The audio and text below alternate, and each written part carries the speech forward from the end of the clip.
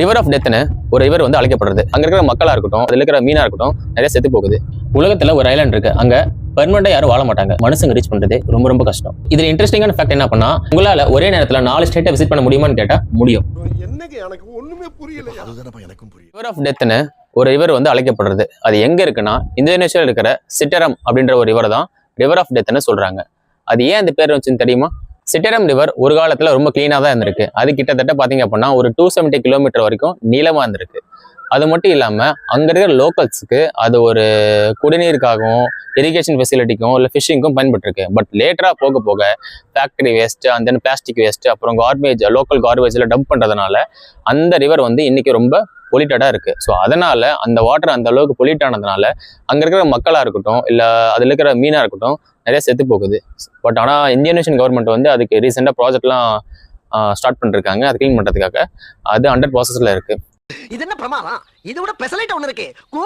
உலகத்துல ஒரு ஐலாண்ட் இருக்கு, அங்க பெர்மனண்டா யாரும் வாழ மாட்டாங்க. அது மட்டும் இல்லாம மனுஷங்க ரீச் பண்றது ரொம்ப ரொம்ப கஷ்டம்.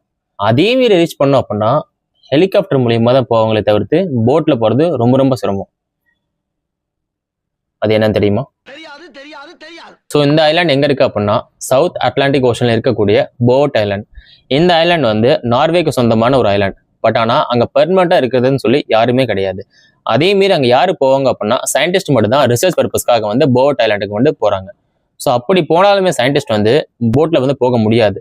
ஸோ ஹெலிகாப்டர் மூலியமா லேண்ட் மட்டும் தான் பண்ண முடியும். ஏன்னா 93% வந்து அந்த ஐலாண்ட் வந்து ஐஸ்னால தான் கவர் ஆயிருக்கு. இது இன்ட்ரெஸ்டிங்கான ஃபேக்ட் என்ன பண்ணா, யாருமே போகக்கூடிய ஒரு ஐலாண்டுக்கு வந்து 1964ல ஒரு லைஃப் போட் வந்து கண்டுபிடிக்கிறாங்க. ஆனா அந்த போட் எப்படி வந்துச்சு, யாரு கொண்டு வந்தாங்கன்னு இன்னைக்கு வரைக்கும் அது புரியாத ஒரு ஹிஸ்டரியாவே இருக்கு. நான்லாம் வேற ஸ்டேட்டுக்கு போனதே ரொம்ப ரொம்ப ரேர். ஆனா அப்படிப்பட்ட எங்கிட்ட வந்து அட் அ டைம்ல 4 ஸ்டேட் விசிட் பண்ணலாம்னு சொன்னா போவீங்களா மாட்டீங்களா? உங்களால ஒரே நேரத்துல 4 ஸ்டேட்டை விசிட் பண்ண முடியுமான்னு கேட்டா முடியும். அது எங்க இருக்கு அப்படின்னா அமெரிக்கால இருக்கக்கூடிய 4 கார்னர்ஸ் மான்யூமெண்ட்னு சொல்லி ஒரு பிளேஸ் இருக்கு.